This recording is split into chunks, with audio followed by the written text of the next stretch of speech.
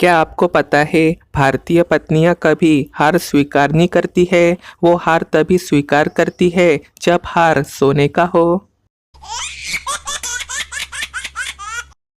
98% बेरोजगार युवकों का एक ही जवाब होता है कि अगर हमारे दादाजी ने 1980 में वो सड़क के करीब वाली जमीन नहीं बेची होती तो आज हम भी करोड़ों रुपए के मालिक होते। अगर पड़ोसन खूबसूरत हो तो पड़ोसियों को कचरा उठाने वाली गाड़ी का भी इंतजार रहता है। दुनिया के सबसे बड़े पापी वे लोग होते हैं जो दिल चलाने वाली बात कह के बोलते हैं, देख भाई बुरा मत मानना। किसी शादी में एक खूबसूरत लड़की मुझसे कहने लगी, क्या आप डांस करना पसंद करोगे। मैंने खुश होते हुए कहा, हाँ हाँ क्यों नहीं। लड़की बोली, तो फिर आपकी कुर्सी मैं ले जाऊँ। मैं बेहोश हो गया।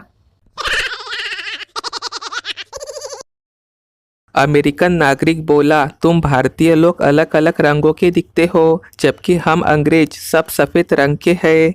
भारतीय नागरिक का जवाब, हाँ घोड़े अलग अलग रंग के होते हैं जबकि गधे एक ही रंग के। अमेरिकन नागरिक सीधा बेहोश ना साहब। बच्चे प्यार कर रहे हैं, बूढ़े शादी कर रहे हैं और ये सब करने की उम्र वाले बेरोजगार लोग नौकरी ढूंढने में लगे हुए हैं।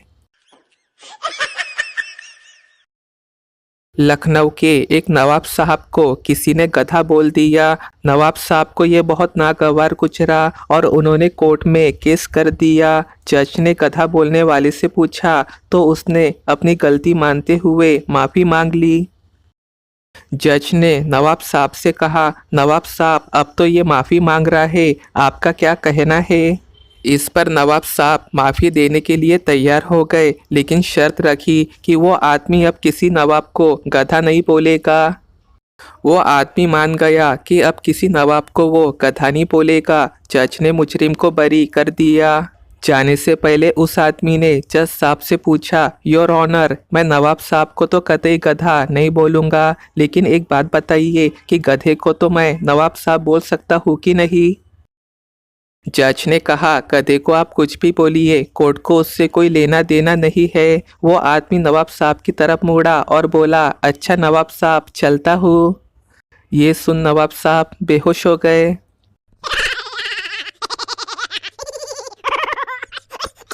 दोस्तों आपको ये मज़ेदार चुटकुले पसंद आए होंगे तो वीडियो को एक लाइक करें। एक कड़वा सच, पुलिस की ज़रूरत तो सभी को है लेकिन पसंद किसी को नहीं।